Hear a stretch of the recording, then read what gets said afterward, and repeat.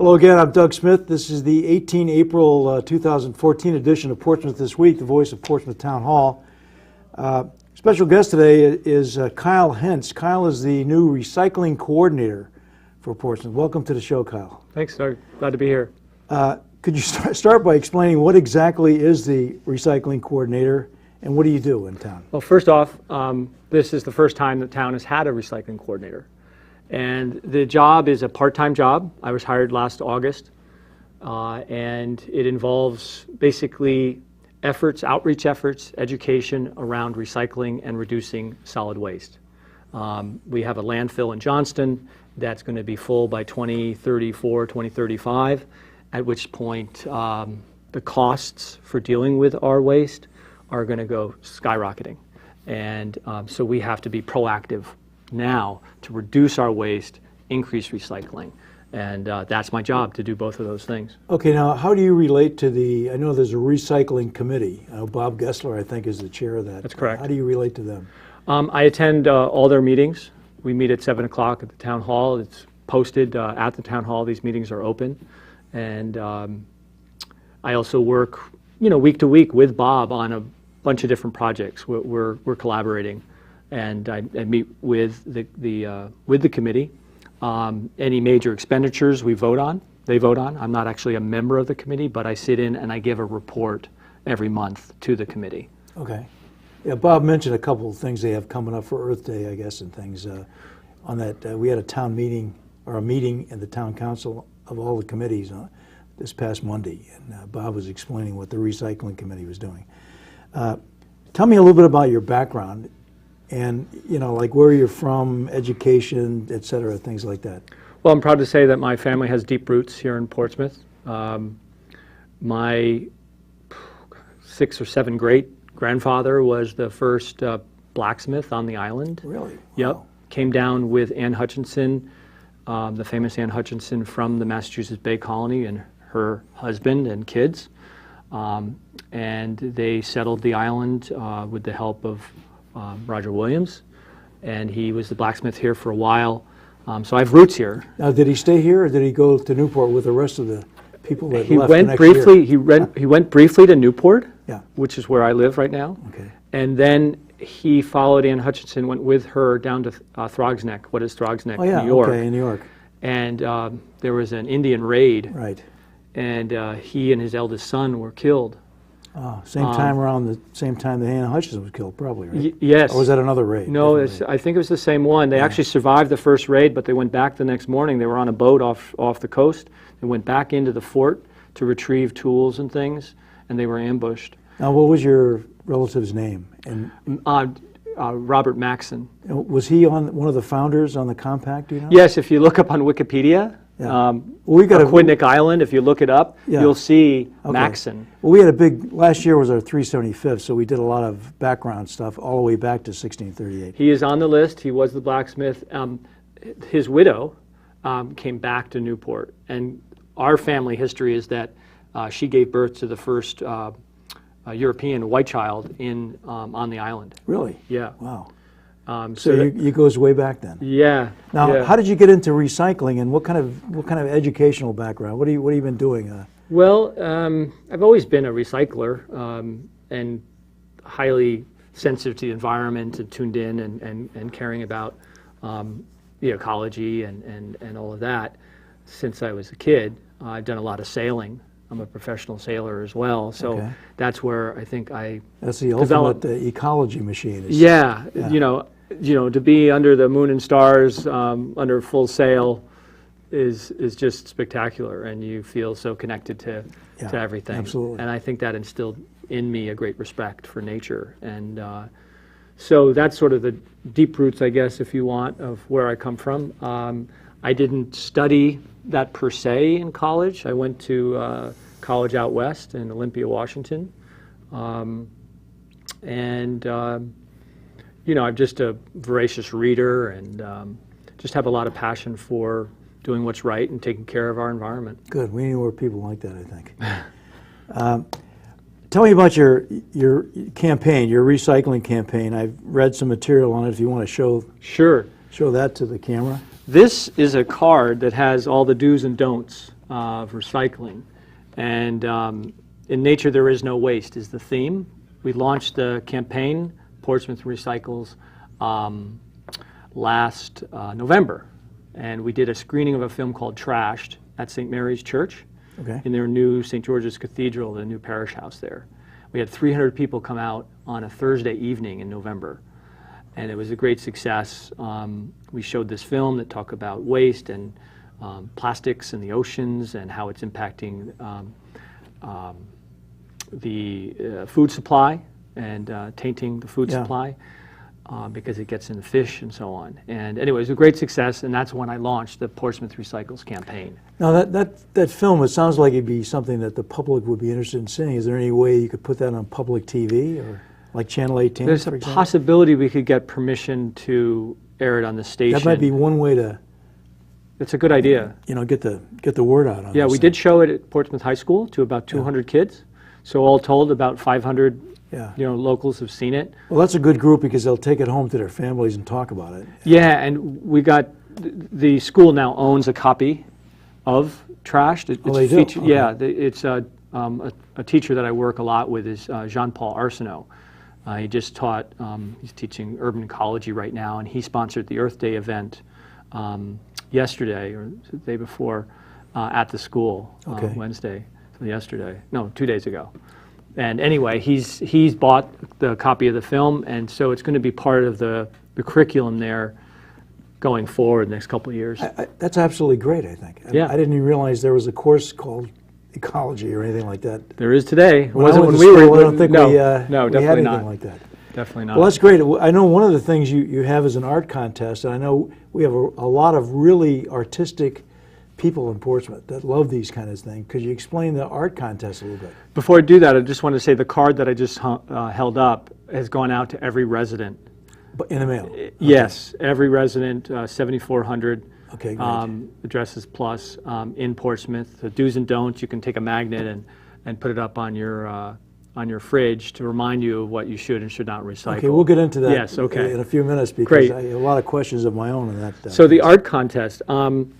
Yeah, this is the first year, and this is a building year, and hopefully it'll grow next year.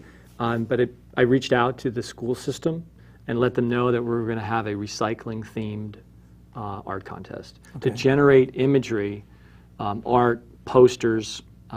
We got some poems written by the kids, a video from a 6th grader won grand prize. Wow. She worked with her, I guess, with her family or her mother and father, and she shot and edited a short video. It's up on YouTube now, and we have a Facebook page, and it's up there now, so you can go and see this short 1-minute video where she explains how recycling works in Portsmouth. Okay, now how can people find that? Do you have a website? We have a web page. It's part of the town of Portsmouth's web page. Okay. It's under Portsmouth Recycles. Will there be links to this kind of stuff? I haven't put a link up on that web page, but the best place really to go for just daily postings and stories and tips is our Facebook page or our Twitter. We have a Twitter so just feed. look up Recycling Portsmouth. Portsmouth Recycles. So if you go on Portsmouth Facebook, Recycles. there's a little search. Yeah. Yeah, and you can just type in Portsmouth Recycles and you'll come to our page. Okay, that's pop great. up.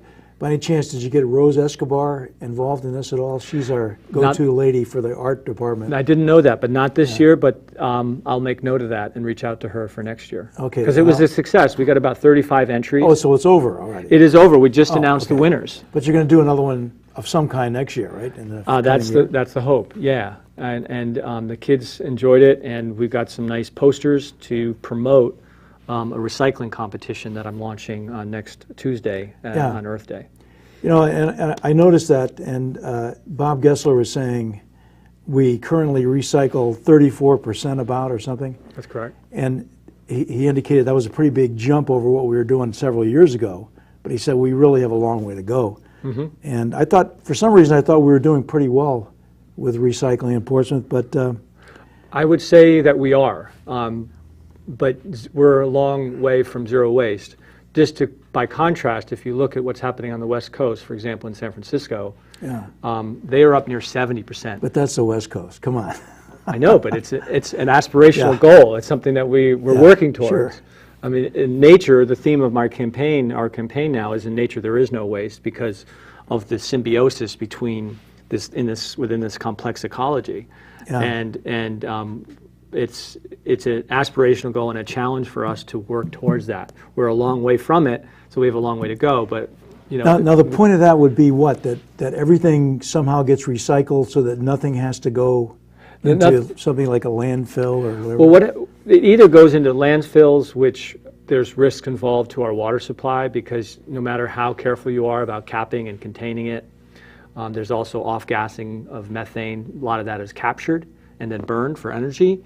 But then there are also communities where their incineration facilities are. And that releases, no matter how careful and what filters you might put on it, there is toxicity that's released into the atmosphere when you burn garbage. Yeah, sure, I can understand that. And so the more that we design our products, the packaging, to reuse the packaging, the more we design the things that we use and buy to be recyclable, the less waste is generated filling up, and the less cost to all of us. This is really about trying to reduce the cost and burden on the taxpayer too. There's this... Because we pay for what goes in the landfill, I guess, right? We pay per ton $32 is the tipping fee, what they call the tipping fee. So for every ton of solid waste that is brought from the transfer station to Johnston, the landfill, the town is paying $32. But for every ton of recycling, so the more we pull out of that waste stream and divert it into the recyclables, we get credit for that. Okay. And that's what pays my salary. All right, because somebody's able to then use those things and reuse them or Correct. process them to reuse. There's a $17 million state-of-the-art single-stream facility that was installed a couple years ago in Johnston. It's Dutch technology. It was developed in Europe. And it's this incredible machine with conveyor belts and puffs of air. And it basically takes a single stream of recyclables and up through this maze and separates it out. And at the end, you have bales of paper and bales of cardboard, and you have glass, and then you have the metal. It's all compressed, and that gets sold out into the marketplace and made into other things. Well, one of the things, I've always sort of wondered how all this stuff works, and I was kind of interested in the single stream idea, where basically everything goes into the same place. But I know at our transfer station, we have bins for bottles and glass. Now, does that include like window glass? No, you don't want to put any broken glass in there. Okay. That has to be dealt with separately. See, I don't know. I guess I just consider glass to be glass, but that's probably a good idea. So safety concern. We should throw that in the landfill. C&D, the C&D. C&D. The demolition and. But we have one with the bottles and glass, one with the paper and cardboard and things like that. And it seems like a lot of these, you buy, for example, a package of something, they always have a little bit of each. Like they maybe have some kind of plastic liner you have to separate on a cardboard box. It takes a minute and a little bit. Yeah, of no, I understand you separate that. it out. But then I take my yard waste and put it one place, and I take my trash and put it another place. How is that single stream, and how does that work? It's not at the moment. It all gets commingled and brought together when it goes up to Johnston. What I hope to do in my job as recycling coordinator is work with Bob Gessler and the recycling committee and Mr. Klimm and Public Works to redesign the flow within the transfer station, because traffic backs up on busy days. Yeah. And if all you had to do, the ideal scenario is you drive into the building and you have the pit, and you just make one stop, your waste bags go into one side, and all of your recyclables go into the other. Okay. And in order for that to happen, we need to either process yard waste somewhere else, and compost it and make that available to residents, or we need to remove the C&D bin. But it basically requires some study, some analysis, and then a proposal to the contractor, which is Vinagro. And they've done a good job. We were at 17% or something, or 15% when we basically started. doubled it, I guess, Yes, right? we've more than doubled it. Yeah. So, we've come a long way, but we have a long way to go because there's still problems Yeah. at the transfer station, and we can do a better job. Well, and I've always wondered about this stuff. I mean, because it seems like when you lay out the whole zero waste thing, it makes some kind of ultimate sense from the top.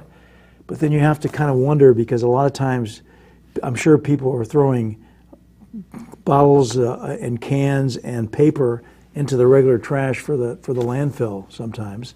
And I'm just wondering, how are we really making a difference here? Or? Well, we'll see. I mean, that's why I was hired, because every year through the last few years, since recycling rates started to go up in town, there's been more of a profit share at the end of the year.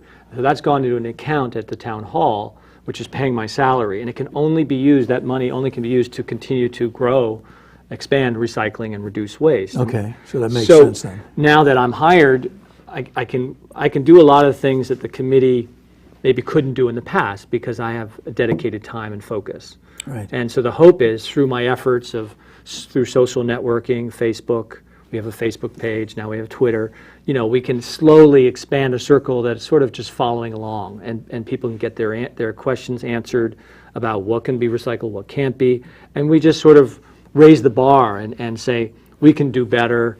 I need to inform, the residents about how it all works and inspire them, get people talking about an art contest or what have you, and just generate some buzz so that... Well, like we're doing here. Exactly. I mean, this is public awareness stuff. I'm going on the radio on Monday. Okay. I'm getting a profile on my work in the Newport Daily News this week, or maybe early next week.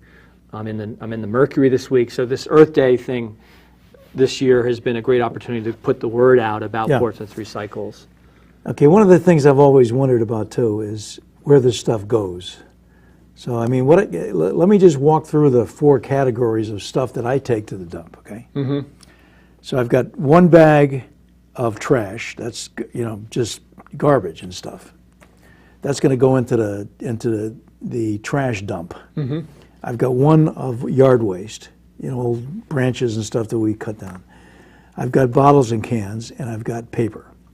Let's start with, say, the yard waste. Where does that go? What do they do with it? Okay, yard waste goes you drop it off at the transfer station currently. We have hopes of setting up our own composting facility, which would be separate. Okay. That has benefits to the town and to gardeners and landscapers and Sure. so on. But currently, that gets taken up to a facility at the Rhode Island Resource and Recovery Corporation, RIRAC we call it, in Johnston, where the landfill is.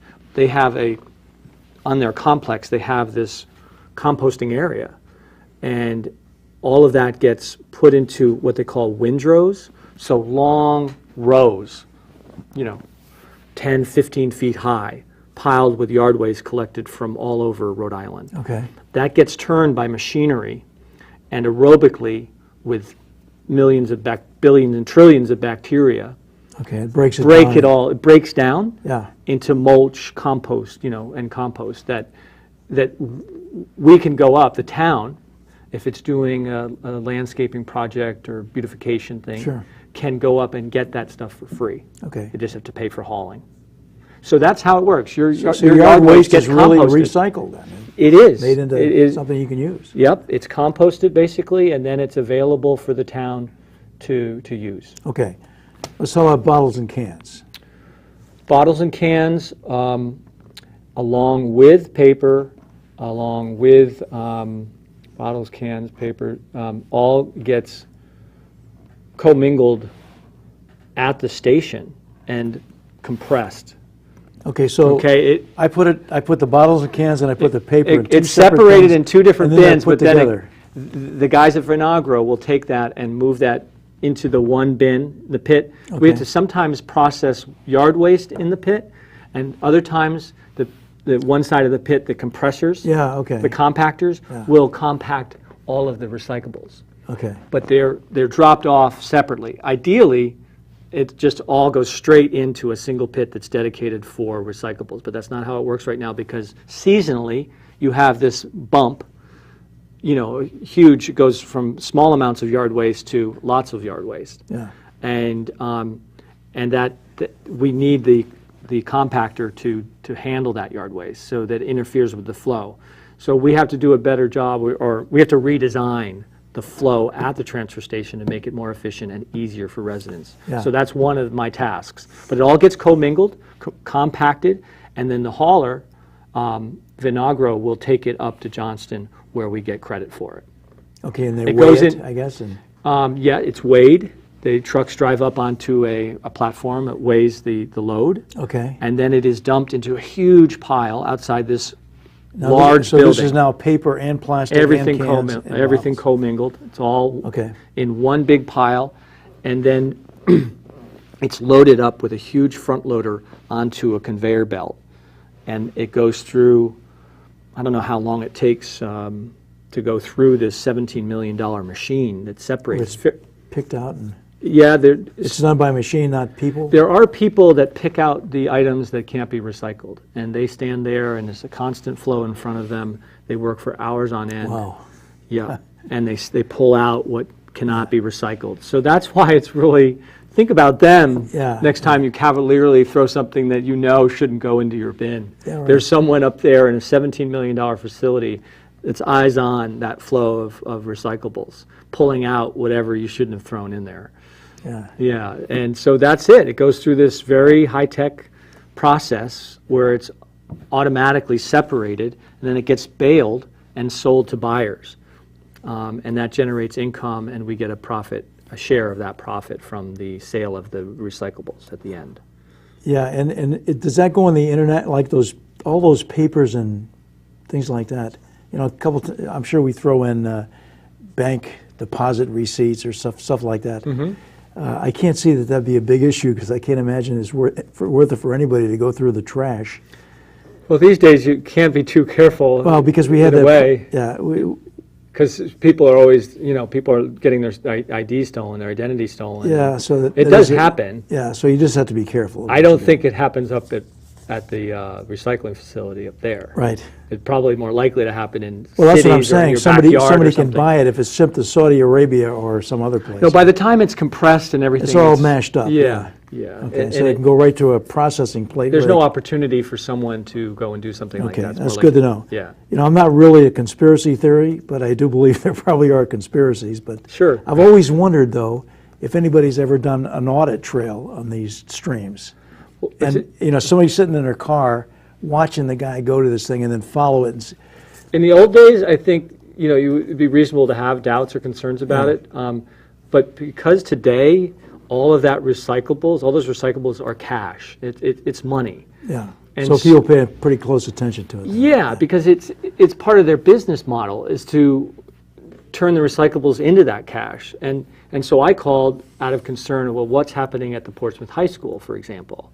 Waste Management has the contract to haul the waste generated by the school, which is probably in town the largest waste producer and could be the largest recyclable producer, but my hope is to expand the recycling in the school system. There's some room for improvement. Yeah. And I called and said, well, how do you know it's going to the right place? And they basically said that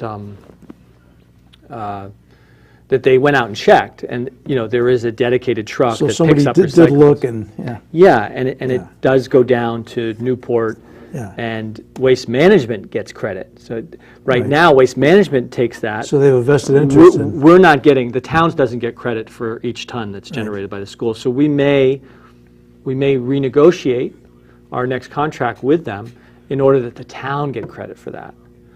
And we may have to pay a little more, but in the end, Yeah. it should benefit us. You know, one of the things that I thought was interesting is that a lot of restaurants and bars don't recycle, apparently. No, that's another area that we could do better with. And there's I mean, that would simply be a voluntary thing by I guess there's no requirement for, actually, they are required to recycle. okay? It's not enforced. It's not enforced. And one option is called the Main Street Program, and that's part of the Rhode Island Resource Recovery Corporation. They put together what they call the Main Street Program, and it's been implemented in a number of towns and cities in Rhode Island, and including Warren. And basically that involves the town taking out a contract or having a contract with a vendor, a hauler, and then setting up a route to pick up recyclables. And I think the most efficient way would be to enlist the largest companies in town with 50 or more employees, plus the schools, because they're generating a huge amount. And then it pays, because you have a concentrated route in town.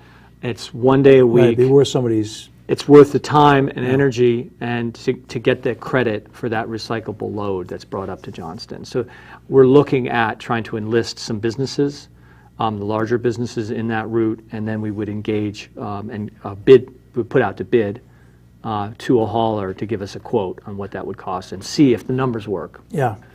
It's the right thing to do. Yeah. I often thought it was kind of interesting that Osama bin Laden was caught in a town in Pakistan that had waste pickup, and we don't here in Portsmouth, Rhode Island. I just wonder if there's any shot down the road of looking for some kind of, for the same reason you mentioned, a company might find it cost effective to come in if they had a couple of routes, well-defined routes. It might be almost as inexpensive as running the transfer station. Well, from what I understand, and I'm relatively new to town government, having started in August, the cost of running the transfer station is quite a bit less to the resident to buy the sticker than it is to, like, for example, Middletown. Their operation is well over $1 million and a half, and I think the cost of the transfer station is $500,000. So it's an efficient system. It does involve you taking time out, fill your bins, and drop it off. Yeah, but I found it 10, 15 minutes max. I mean, it's never really, I've never been there. Even when you have to park around the corner, it goes pretty quickly. That's good. That's good. So I found it to be a reasonable way to do it. We're almost out of time, believe it or not, but do you have any events coming up that kind of will enhance people's awareness of this stuff? You want to discuss? Yeah, I just want to remind people that they've got a card that's come to their residence or their post office box, and do's and don'ts of recycling. So have a look at that. I encourage people to find us on Facebook, Portsmouth Recycles. Just do a search, and Twitter also. It's Portsmouth RX. And we do have an event on Earth Day, Tuesday next week. We're announcing and launching the first East Bay Community Recycling Competition.